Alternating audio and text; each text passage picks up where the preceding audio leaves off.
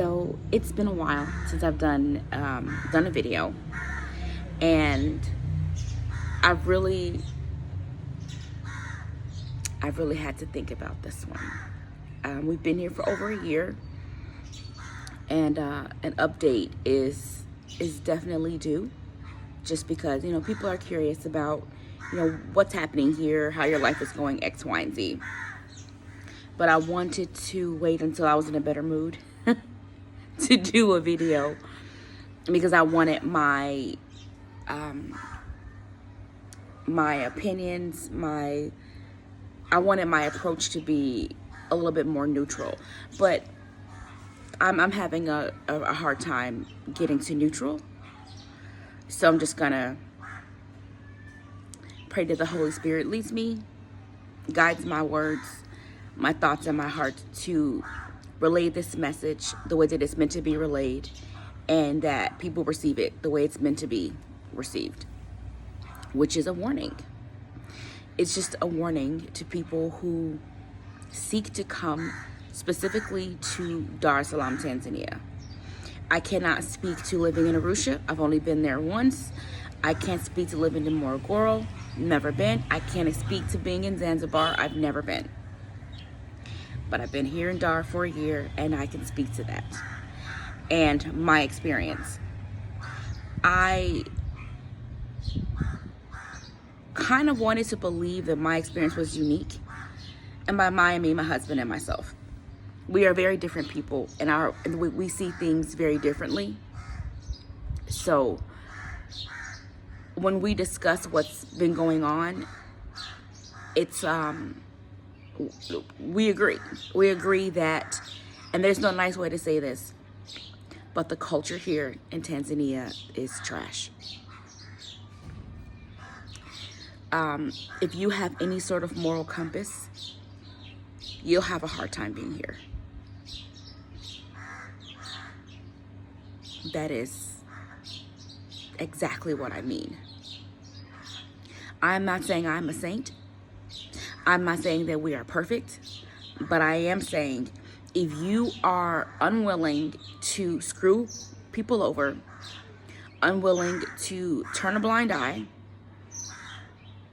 to wrong things that are being done, unwilling to bribe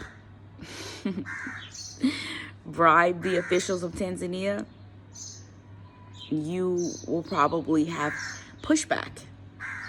And I say probably because I imagine there are plenty of people here who have successfully opened businesses, or successfully gotten land, or successfully navigated through the muck that is the system here in Dar es Salaam.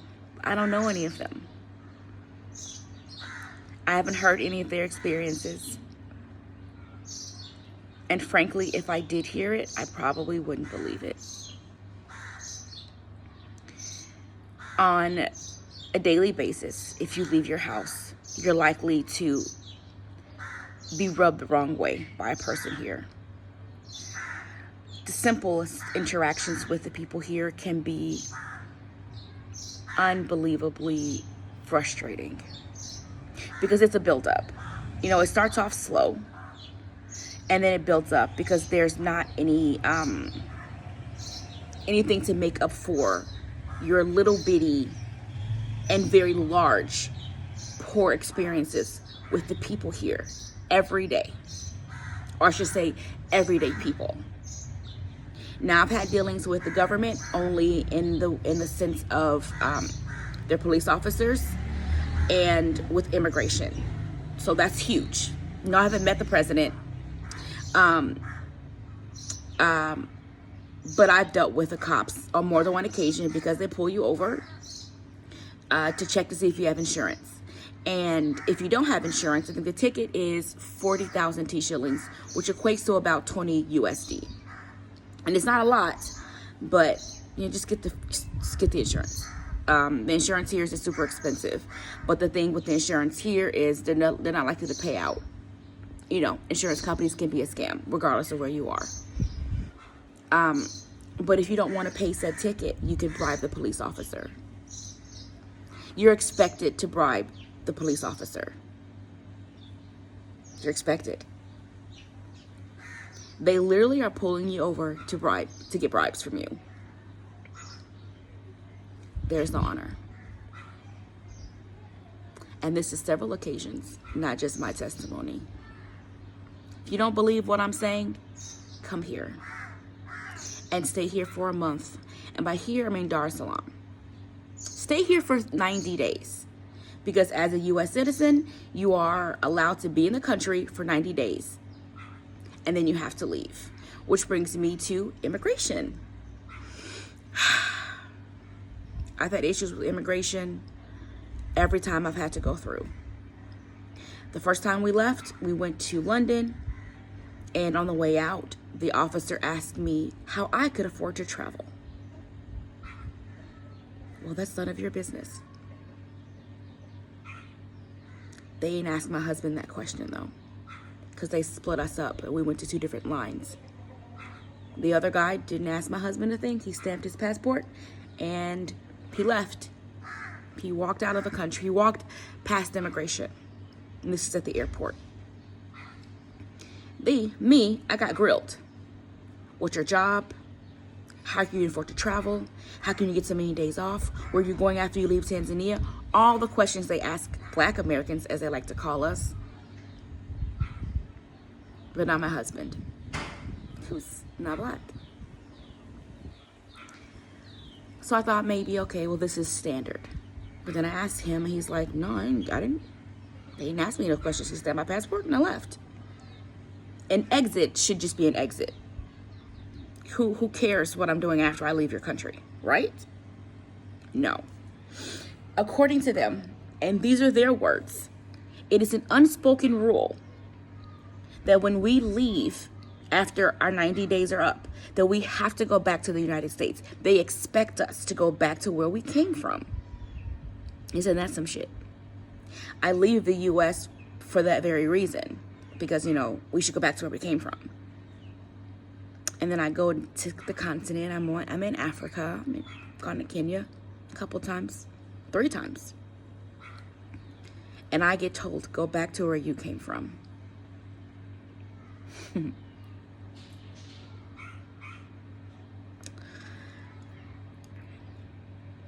I'll spare you the gory details of all of my immigration issues, because every single time my 90 days is up, I do the right thing and I exit the country.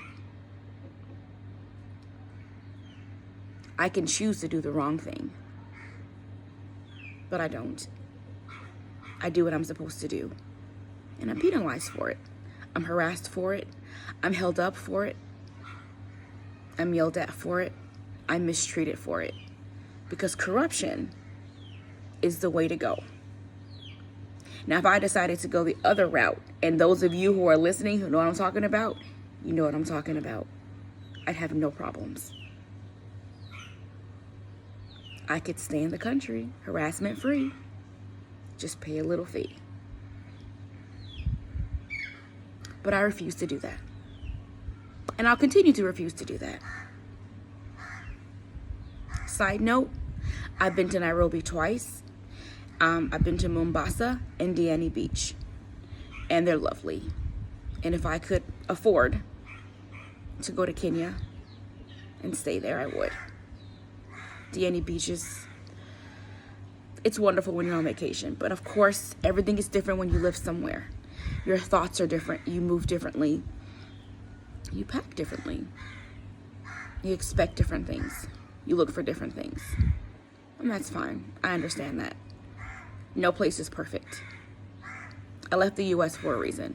I haven't gone back to the U.S. for a reason. But I'm not comparing the 2 countries, because it's like apples to watermelon. They're not the same. And anyone that tells you that it's similar is a liar. Is an absolute lie. The similarities are like they both have air. And birds, and water, and food. Those are the similarities from Tanzania to the United States. They're not comparable, so please don't. I had to get my mind off of that, I had to learn to leave some things behind. Whenever you go to another country, you're going to have to, because it's never going to be the exact same. Even if it's two first world countries, they're going to be different. We spent a week in London, and all of their sodas are, what is it, not sugar free, but like that plant-based sugar or whatever it is. It's not what we get in the States. You know, we used to drinking chemicals and eating trash. It tastes good, so we continue to do it. But them in London, they care more about their citizens, so they don't allow them to eat trash and drink chemicals. So good for them. But Tanzania,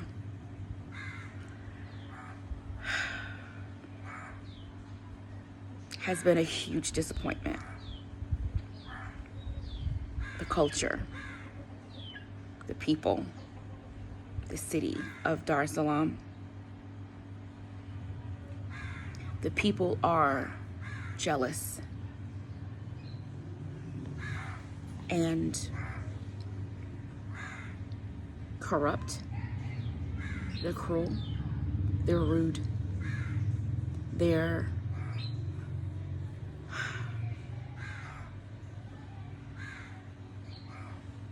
I don't know.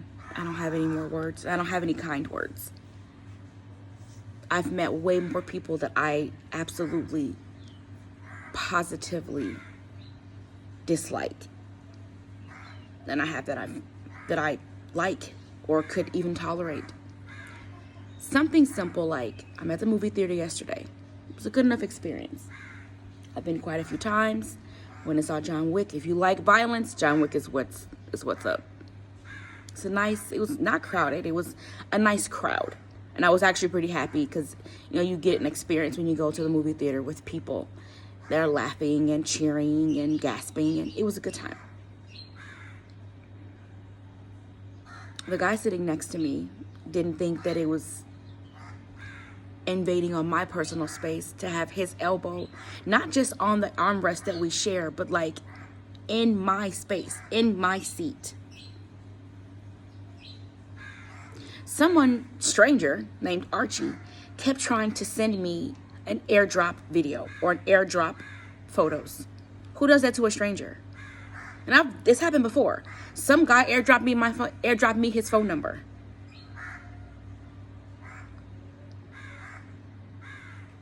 I don't know you. So why are you in my personal space? And now, mind you, there's no one sitting next to him.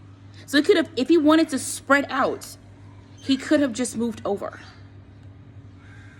But instead, he chose to sit in my personal space. I don't say anything.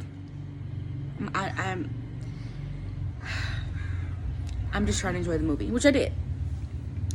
But I'm standing and I'm looking at a poster. This is after the movie, waiting for my husband to leave the bathroom. And I'm staring at a poster for a movie that's coming up. And one of the employees, or I thought just a woman, and her head is wrapped like she has on her hijab. They're the worst. They're the ones that have the least amount of respect for humans that I've experienced here. The Muslims are a huge problem for me. And I say that with 100% of how I meant it, of how I said it. And all of their piousness, their holiness, wrapping their heads and covering their bodies, they're complete assholes as a group of people. And I don't mean the light ones. They have their own set of issues, but that's on them. They've always had them. I mean the ones who look just like you and me. So I'm standing, and there's a space in between me and the poster because I'm not standing on top of the poster. There's like a human-sized space. But there's enough room behind me for anyone to go behind me, around me, to get to their space. So I'm standing there. I look to my right because she's just standing there looking at me, not saying anything. I guess expecting me to move out of the way. And I don't, because there's enough space behind me for her to go around. I'm thinking she's going to the bathroom. I didn't realize that she worked there. This silly girl walks in front of me, and bumps my shoulder and then walks into the employee lounge.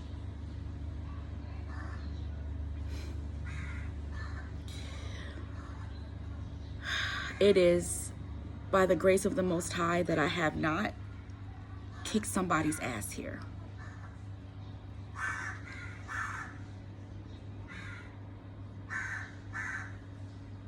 Our lawyer, someone we were supposed to trust or to be able to trust. And that's maybe I'm naive in thinking that because you study law, you follow rules, decided to keep the money that we gave her, but not do her job. I won't get into that because it'll only piss me off. These are one-on-one, everyday experiences. A friend of mine just told me, and it happens to, I'm sure, anybody who's ever been in a Bajaji here more than once. The guy tried to keep her change, tried to overcharge her, and then keep her change, and then argue with her, telling her she's the problem because they want us to give them more money than they're worth, than their services are worth. I'm sorry.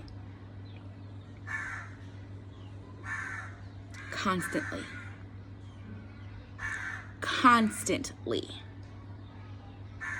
And this is through Bolt. This is not, we negotiated a price and that took you further than you thought you were going to go. No.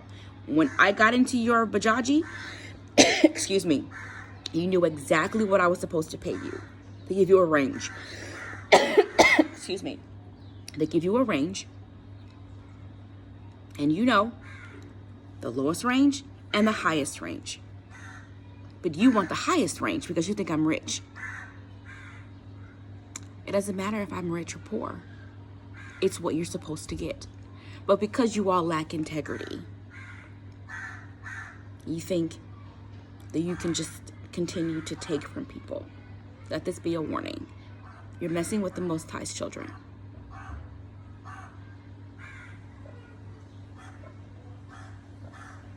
I get stared at. Stared isn't the word. I get gawked at. Bumped. Harassed. Stolen from. Mistreated. My last video was a full-on rant. And I'm trying to stay calm because a dear friend warned me that your delivery will affect the way people receive your message. Excuse me. So I'm trying to keep my voice monotone and my face neutral. Now on to the diaspora. Not the ones who have left Tanzania. Smart people. And have become citizens somewhere else. The ones from the States. You all know them. They have YouTube channels. They come here and they lie to you about how beautiful it is, how nice the people are, how easy it is to navigate. They lie.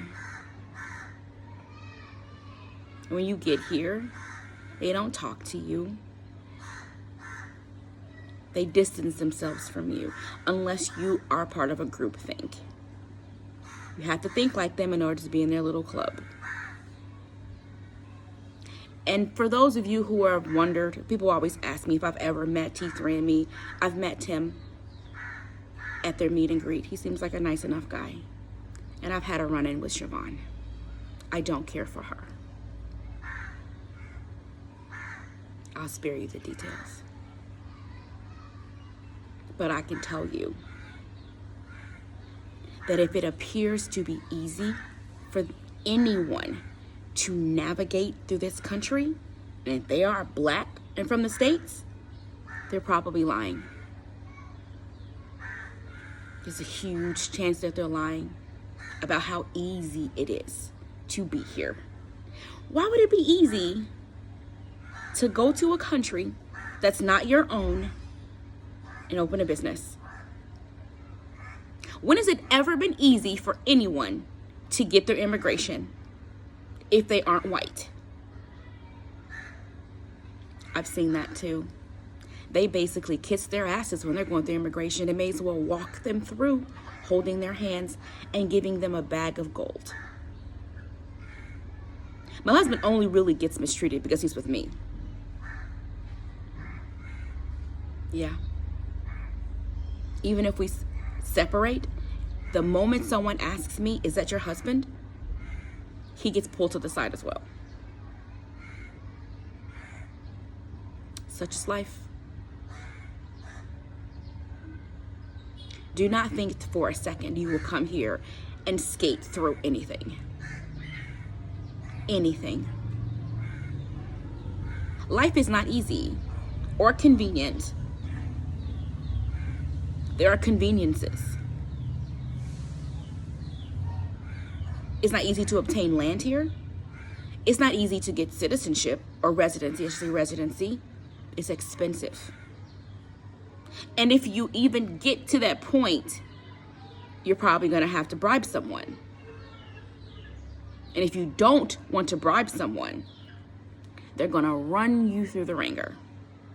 They're going to make you wait and wait and wait and drain your resources.